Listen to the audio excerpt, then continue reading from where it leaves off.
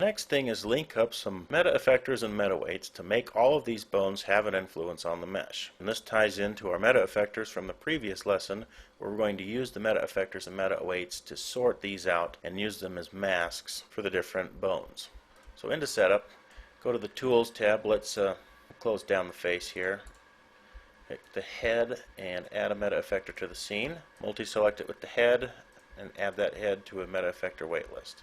Go to the effector, add an effector field, and this is a pretty easy thing to follow here. If you've done any of the other tutorials, set the radius to 0.01 and all connected on the field of influence so that we can intersect every part of this body. We'll start with the jaw and replicate the previous lesson's weight assignments. So set the draw mode instead of weight and edges, set it to weight and wire so we can see the interior. Start here by intersecting the first part of the mesh with Effector 1. Let's duplicate that, move them so they intersect the next 2 points. Duplicate that again till they intersect the next one, duplicate again, and just work our way down till we have a series of meta effectors that encompass all of the jaw. So we move all the way out until we get to the outside of the lip, which we can put anywhere. Now we have 9 meta effectors here. Well, actually it's 10. We have one more that we're assigning at the top. So let's just do this linearly. The first one is, since we have 10 of them, that turns out to be 10% each if we're doing a linear weighting. So let's do 0.1 on the first one, on the second one 0.2, and just work your way down and set these weights in the constant value 0.4, 0.5, 0.6, and just keep going. Now it may look like they're disappearing, but they're not. The weight just happens to match the background color. Just make sure that we have the right weights on here. 0.9, and then the last one is 1. So we have a pretty good gradient on here. Let's change that back from weight wire to weight and edges. You can see it looks exactly like the previous lesson. Now let's do the same thing to other parts of the body, but under different meta effectors. This meta effector was jaw, so jaw ME for meta effector. Let's add another one to the scene. This one is going to be for eyelid right ME. Check the mesh to make the weight draw and add an effector, and we're going to make this one even smaller. So this one's going to be 0.003 on all the radii. Make sure it's set to all connected, and let's position this over the eyelid. This is the right eyelid. We start with the first one, which is 1, so let's duplicate that and intersect it with the next part, and that's 2. So this second effector is set to 0.5, and the first one is set to 1. If you're having a hard time with this, then do it the opposite way. So effector 2 set to 1, effector 1 set to 0.5, so that the second one overrides. So there's upper eyelid right. I'm going to be lazy, mirror that across so that I have the left eyelid. It doesn't show up because it's not the current draw weight, so you can tell that it works. Just call this one left ME. Not going to worry about the naming on the fields underneath. Add another meta effector for the lower eyelid. Check to make sure it's the active drawing weight, and then add an effector to the scene. Let's make this one the same size, 0.003. Go to left view, wheel mouse out, position this on the lower eyelid, and do the same thing. And make sure the field of influence is set to all connected. Click in the 3D view, use the A key to center. Let's duplicate this again and use that to intersect the next section up. Now this first one is going to get set. The constant value is 0.5, and the next one is 100%. So cheat on this one, mirror that across, call it the left side, lid left. Don't worry about the naming underneath. You can if you want, but we've already sorted this out for the left side. So work on the brows now. Let's close these down. Add a new meta effector to the scene. Call this one brow left. Make sure that it's actively drawing, and then add an effector to the scene and do the same thing. This time just 0.01 meters and all connected. Position this on the left side and go back to perspective mode. Sometimes you have to just wing it here. It's not intersecting anything yet. There we go. Now that is.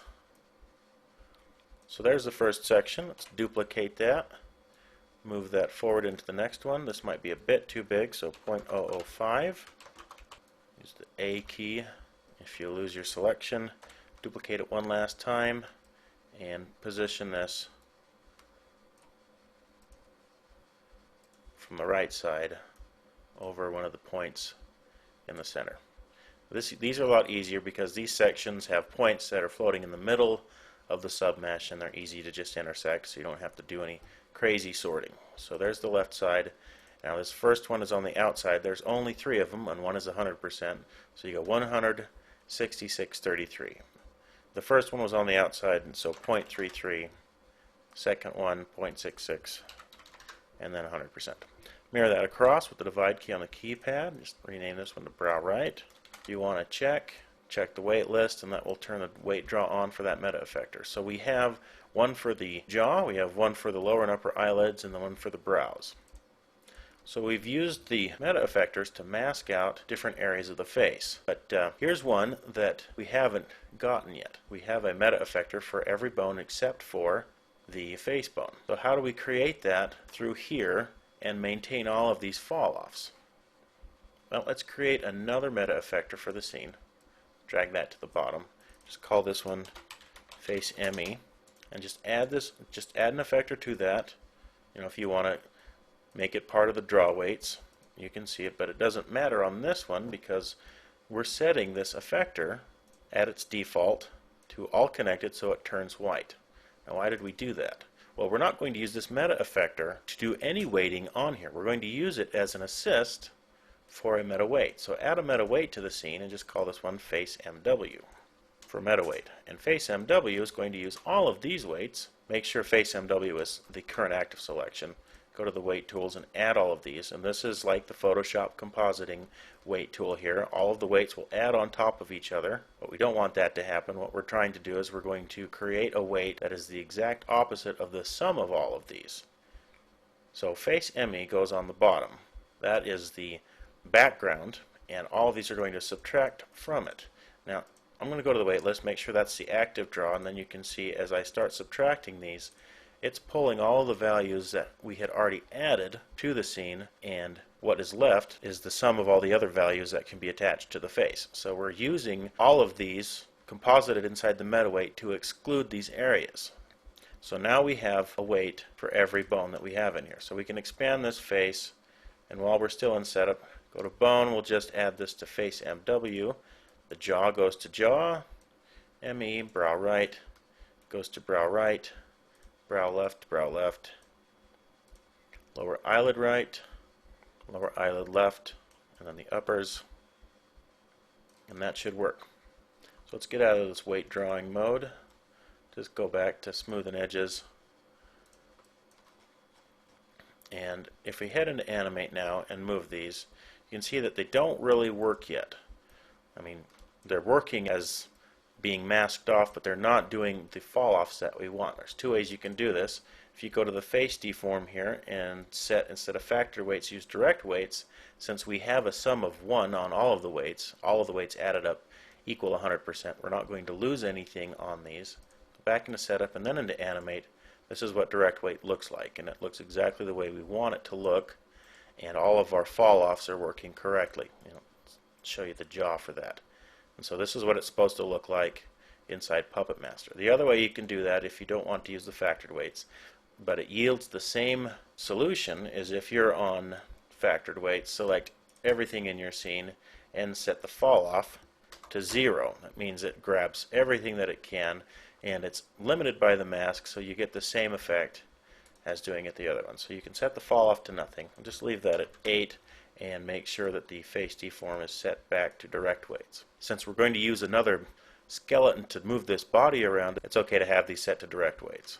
So this is how you can set up creative ways of using just the skeleton here to control the object inside the Puppet Master effect. So just so you can see the final mesh, let's load the final mesh. I'll silver_head into setup, add the Go to the Effects tab first, add Puppet Master to it, go to the Cluster Create tab, and we'll pick PM Silverhead as the cluster and convert that. Don't convert any of the descendants, just convert the mesh that you have. So now inside Animate, this is what it looks like, and everything looks about the same. Now the head is at the bottom, and so the skeleton is not drawing on top. So drag the skeleton to the bottom and you can see it.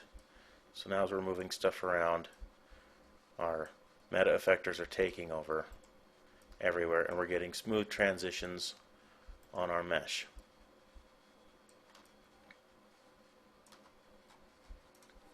Let's go to File and save this scene as PuppetMaster 4.